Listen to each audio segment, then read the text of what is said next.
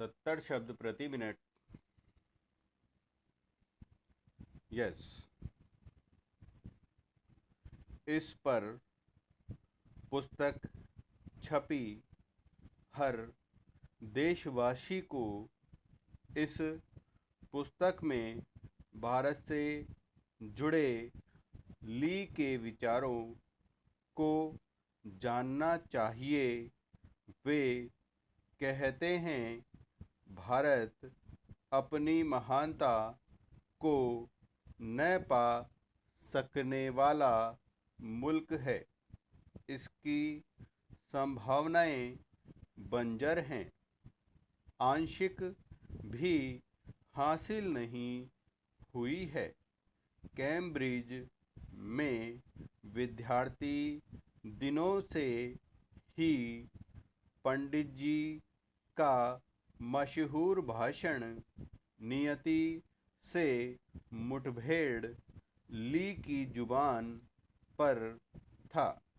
उनकी आत्मकथा में विस्तार से उल्लेख है कि सिंगापुर को गढ़ने के भ्रम में सबसे पहले मैं भारत गया। 1950 के दशक में सीखने तब मुझे लगा कि भारत संपन्न व कामयाब होकर दुनिया की बड़ी ताकत बनेगा। पर भारत से ली का मन टूट गया। देंग चीन ने ली से कहा कि चीन को आधुनिकीकरण के लिए 22 वर्ष चाहिए। उन्हें यह सच पता था कि क्रांति से चीनी समाज नहीं बदला है। देंग उस उम्र में अपना मानस बदल चुके थे। उन्होंने 2 मुहावरे दिए। कहा, क्या फर्क पड़ता है बिल्ली काली है या सफ़ेद? सवाल है कि वह चूहा पकड़ सकती है या नहीं। यानी साम्यवाद हो या बाजारवाद। असल सवाल है कि चीन आर्थिक ताकत है या नहीं। दूसरी बात कही, विकास ऐसे करो कि दुनिया को आहट न लगे। आवश्यकता अनुरूप बदलो, आगे बढ़ो, फिर अपनी शर्तों पर चलो। यह चीनी मानस बन गया। ब्रिटेन, अमेरिका को दुनिया की आर्थिक ताकत बनने में जो समय लगा, उससे कम समय में चीन उन्हें चुनौती देने लगा। ली ने चीनी मानस पर टिप्पणी की है।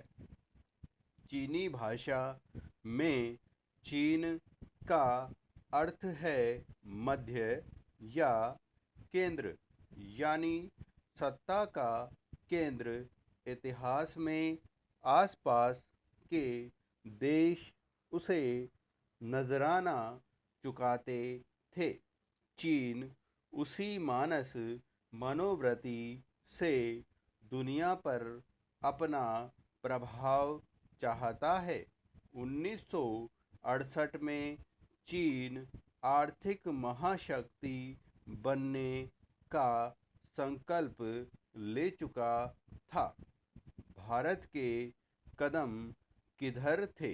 नीतियों के स्तर पर खुद अपने पैरों पर हम कुल्हाड़ी मारते रहे। आर्थिक नीतियों में कर्ज संस्कृति बढ़ी। 1990 आते आते हम दिवालिया होने को थे।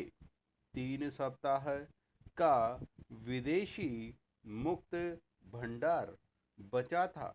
विदेशी कर्ज चुकाने के पैसे नहीं थे।